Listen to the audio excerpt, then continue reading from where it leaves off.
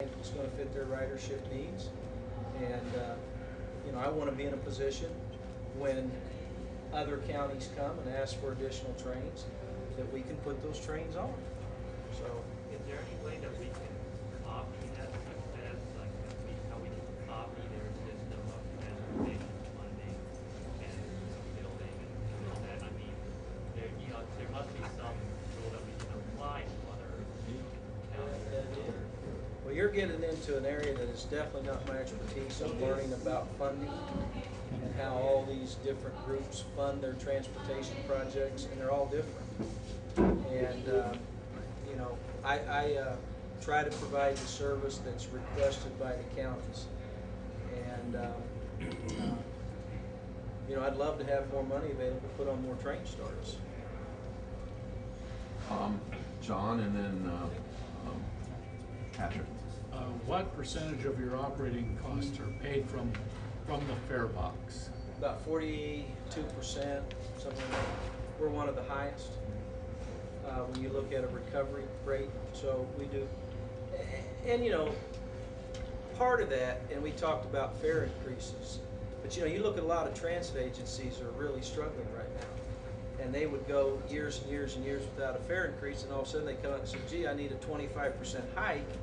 And that's not going to happen because people are really, and I do think if you have to reflect your costs, and I think the way Metrolink has done it with a nominal increase, on an annual basis or every other year, it's a lot easier for somebody to come up with a couple dollars, or I think on a monthly fare it was like $7 a month or something. It wasn't an astronomical number, but you make it manageable for people to maintain that level of payment without coming back saying, gee, I need this big increase, because the options aren't real pretty what a lot of these other transit agencies are facing, and some serious cuts, and we've really been able to maintain that. So I hope to continue that type of policy to protect service. Patrick. You were talking earlier about interconnectedness with other transit agencies. Has anybody considered using tap cards for fares so that you can get on through Foothill Transit using your tap card down to Union Station and then off into Metro or City Transit? We're looking at that whole area. How do we seamless? I mean, it should be seamless, and it should be, we've got the rail-to-rail project, you've got tap cards, but it should be very seamless for someone to use our system, and that'll be a topic. It's got to be easy to use. That's a key requirement. I'm going to ask a question and then Chris. Okay. I don't know how to put this in a question, so I'm just going to put it in as an incident because I was involved in both of the incidences. I'm sitting down. Hey, do it. Last November, 2 years ago, it was maybe December, we actually had snow on the Antelope Valley line. And what ended up happening was in the afternoon it got announced that you could take Metrolink home, but the freeways would be closed. And so it was raining, and I dropped one of my staff people off at the train station, and I saw this huge line of people in Sylmar Metrolink. And it's like, they're like all freaked because the train's coming in 20, 30 minutes and they're not going to get on the train and all. I have a pretty good relationship with the train conductors. At least they know who I am, whether I do anything or not. And so I went to the machines, and I was like running both machines, and I sold probably 1,000 tickets in about 3-4 hours, something like that. I mean, there was never a lack of a line, but when the train showed up, conductors, I said, these people need to get home. He said, just get them all on, and I made sure that they went down to the other end of the platform because they always like to crowd at this one point. Well, it turns out later when I did one of the guys that's not here tonight, who was on one of those trains, and they had up the line, they had not sent any kind of staff out from Metrolink, the whole agency. In Sylmar, it was me. There was no customer service reps. They had like one rep further up the line and 6 or 7 sheriffs. That was one incident. Then last December, we had a freak accident in San Fernando Road where one guy went barreling into somebody else. That person flipped and they landed on the tracks. The train sat there, and the people sat on the train for 3 hours. Most of them had jobs like $9–10 an hour, where they weren't getting their wages.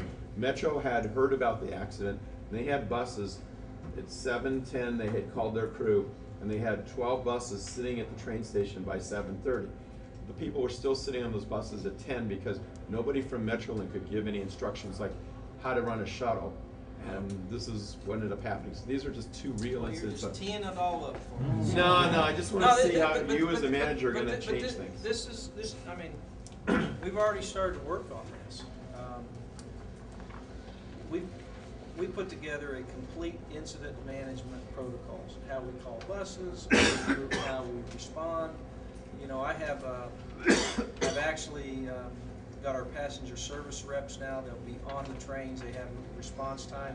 We'll be there with drinks, with snacks. If they can't get off the train, we're going to make sure that I'm actually working with all the other transit CEOs to look at a response with making sure we get the right buses called, because it's unacceptable to sit on the train. Once again, if we have something that happens, we're going to plan for these events before they ever occur. We're not going to learn on the fly. And so we've done a lot of reviewing of our procedures, our protocols. We're revamping our passenger services group to how we respond, how we manage a crisis or an unexplained event. And of course, you know, we've got our sheriffs out working with other sheriff departments, working with coroner's office, you know, trying to get the trains released. You know, it's amazing how railroaders can talk to each other, but railroaders can't talk to cops. There's like a language barrier. So it makes much better if you have a cop talking to a cop. And, you know, so we put our sheriffs out, and we're out there. They're talking to the police forces instead of us. They're working with the response agencies. And we're doing a lot of education to where we get much better at responding to unexpected events, because in LA, unfortunately, the unexpected is not so unexpected. It just seems to happen regularly down here. You know, we talked about the congestion, and we have a lot of things happen, and we have to be very good at managing an emergency situation. So it's been a high priority, and how we, as I think one of the first weeks I was here, we didn't handle an incident very well, and passengers were set on the train for a long time. Nothing to drink, nothing to eat, not acceptable.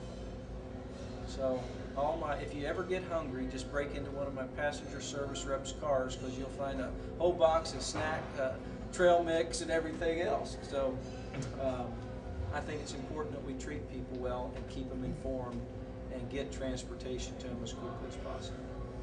Thank you. Chris is next. As a follow-up to your off-peak evening service, I would say a lot